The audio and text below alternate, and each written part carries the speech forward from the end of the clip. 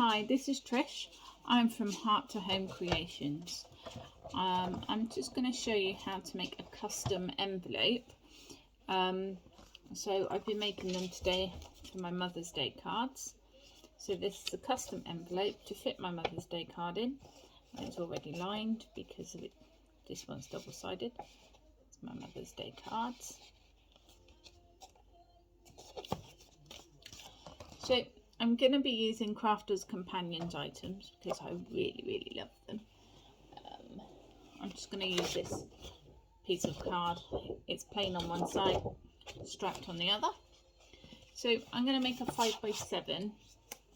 To do that, I need to cut my card down because this is a 12x12. I'm just going to get my guillotine here. So if you've got one of these or you've been looking at these, this pulls out here. Now it stops and it looks like it's missing a slice, but it's not. You've got to pull it just that little bit more and it pops up, and then it's got its own foot, so it keeps everything accurate, I can't even speak, and level. So because I'm making a 5x7, this big enough for a 5x7 card, I'm just going to go to, it's about 9 3/4, and make this 9 3/4 square.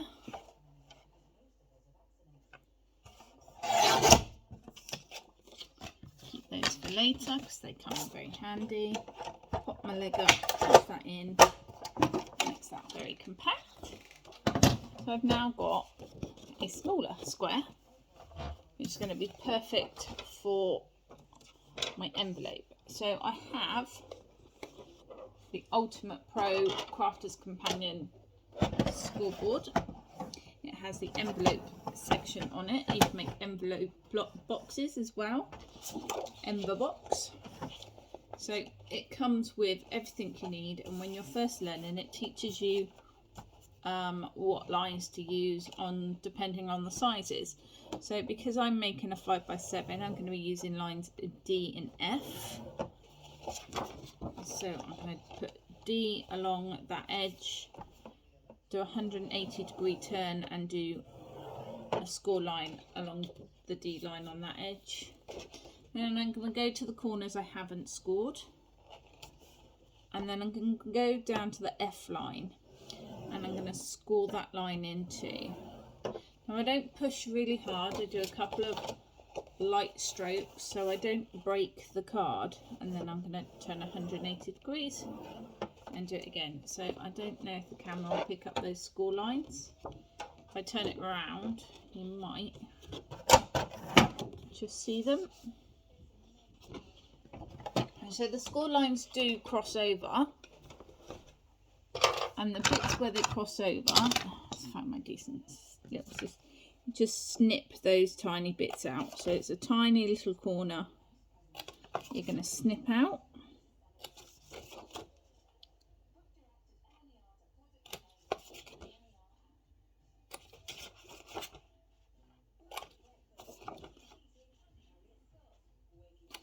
Just going to do this one quickly so it's not as neat. Right, so this is your base. So what you do is the smaller triangles you're going to fold in. Now if I've got, I prefer to use double-sided card,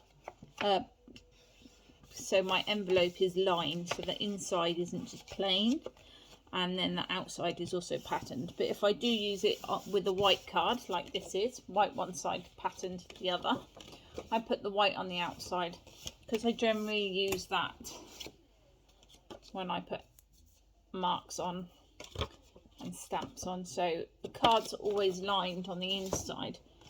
So you fold all those, you fold these ones in, and then fold the bottom one up. That's the base of your card. So as you can see, we've now got an envelope shape. Now I'm just going to take my glue tape and I'm going to glue the bottom edge of each one of those smaller triangles, and then I'm going to bring the bottom up.